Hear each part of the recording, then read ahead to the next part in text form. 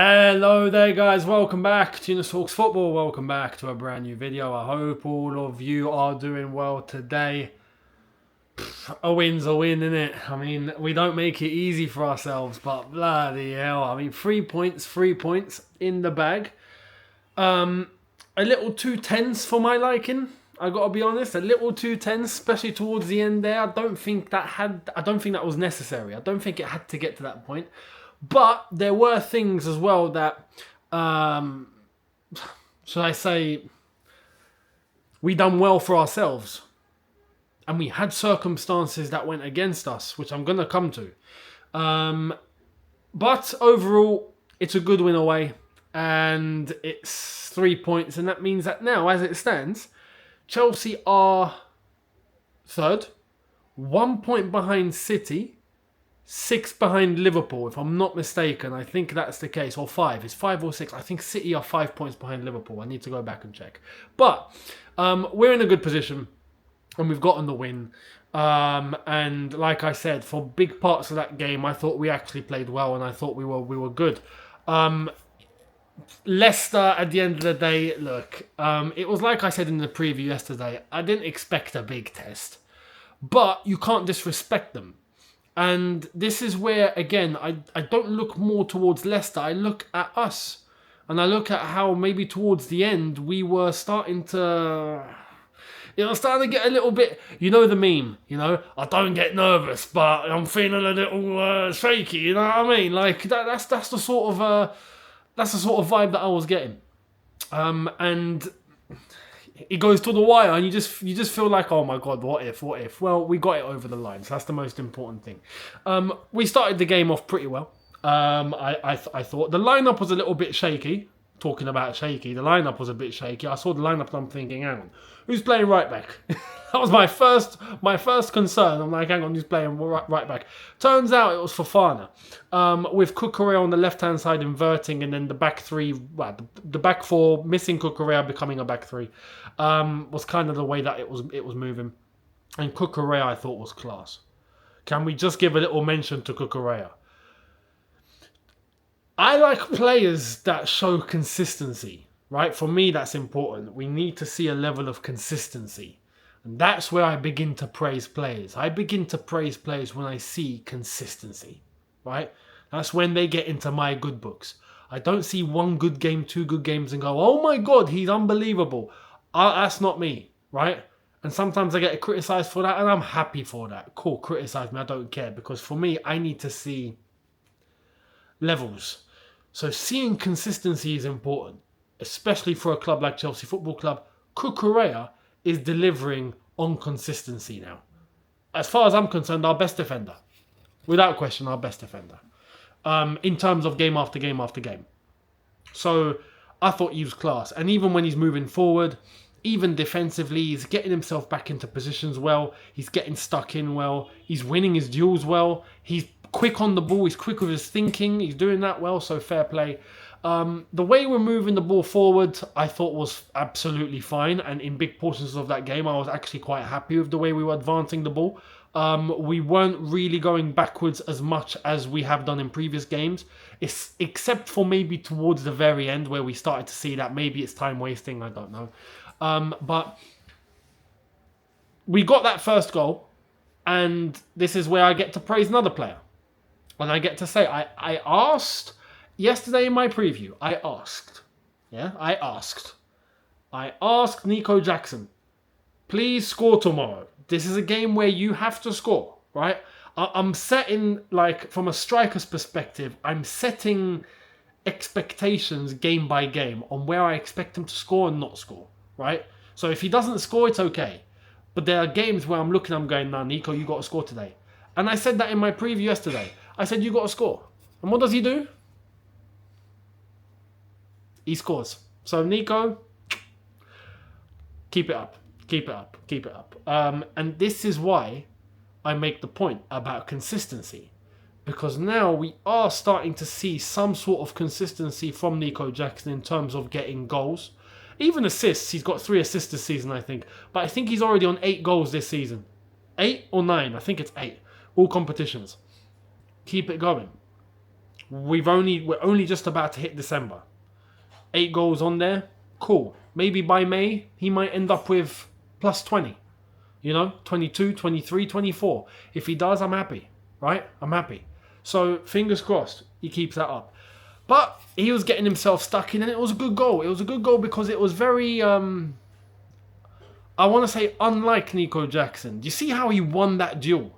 Right? He won that header, and then he won that physical battle, and then he got stuck in, he placed it to Enzo, Enzo fed it back, and then he didn't wait. He done 3 things there that I expect Nico Jackson to do consistently, but he doesn't. Physically, we know that he's been a little weak at times, right? That shoulder to shoulder, he gets barged off the ball easily at times. But he won that against that defender. His thinking, sometimes he can take a little too long. For this goal, short and snappy. And that's exactly what you want from a striker, because you want to see him use his instinct, and he's done that. Right? And also, in the air.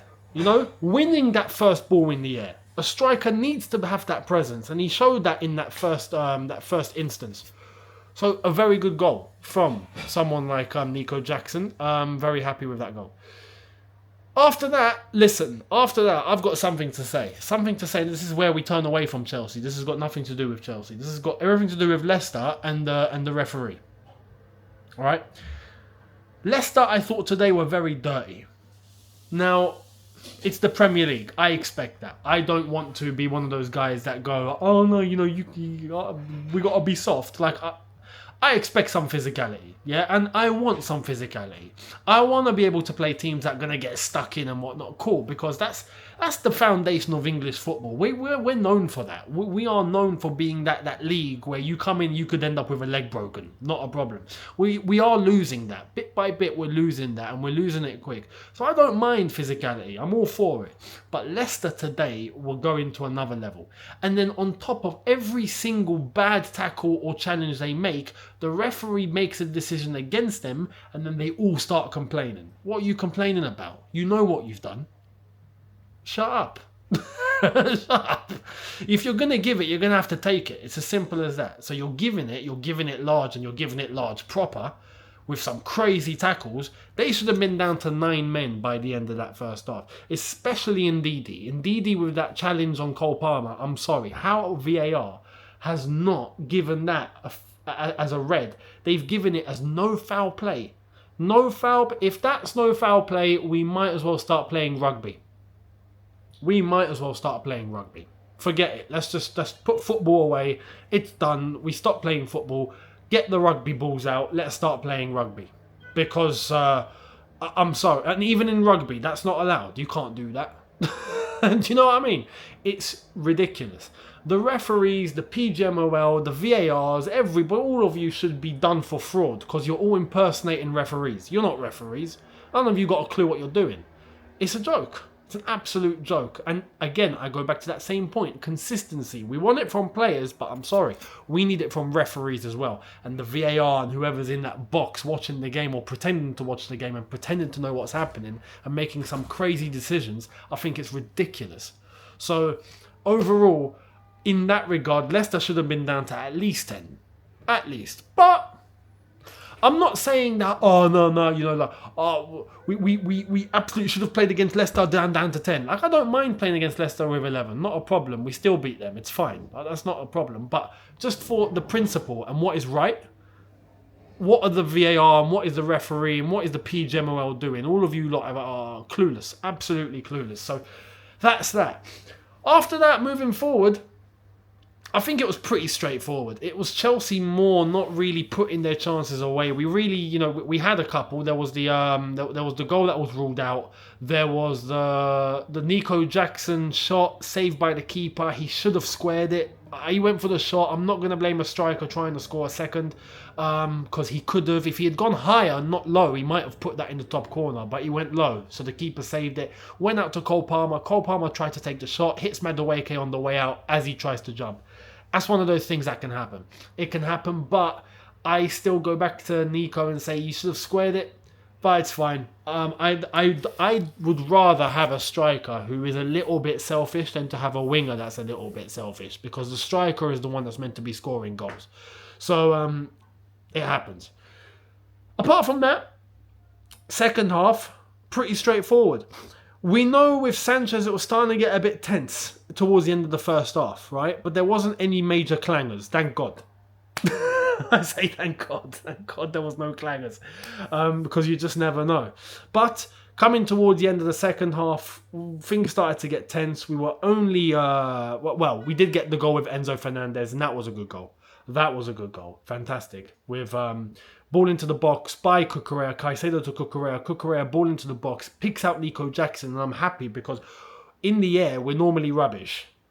But Cucurella puts it on a plate to Nico Jackson. Nico gets ahead of the defender. Again, another point, like I said, for the first goal. Fantastic. Good to see from Nico. Hits it. Keeper makes a great save, right? But it goes on the rebound to Enzo Fernandez, who's there to head it right into the net.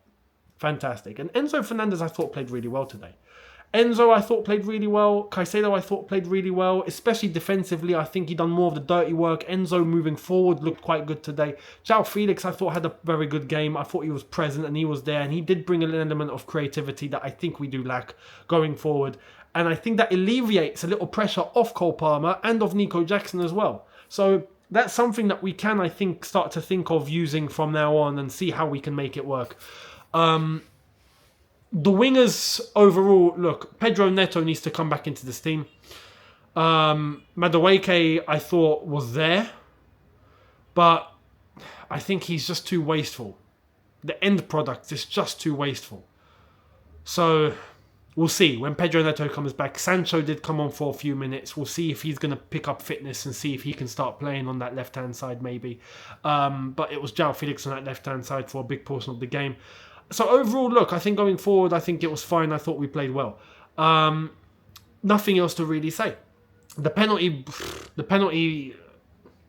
was a penalty, but you could see that he was already heading down before the studs had hit the hill, right? And that the challenge was made, so you have to give a penalty. I get why it was given, but Jordan Ayew scores it. It's 2-1. There's not much time left. And that's where, honestly, I'm glad it came at the end. Because, I'll be honest, I think if there was still 10 minutes to go, things would have got a bit too tense. And who knows, maybe a mistake at the back or something, that game finishes 2-2.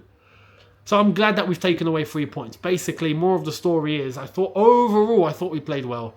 I thought we were in control. I thought we maybe could have scored more, but we got what we needed to get from the game. We did manage to keep ourselves composed and not make too many mistakes.